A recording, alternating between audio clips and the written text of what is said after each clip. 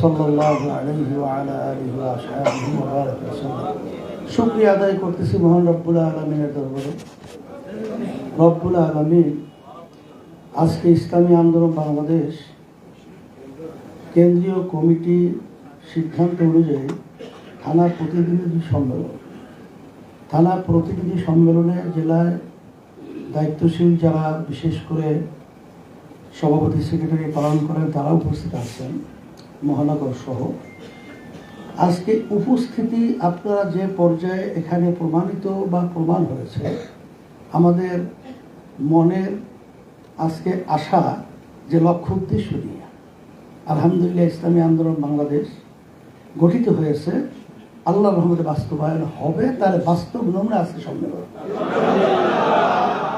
বিভিন্ন দিক থেকে আজকে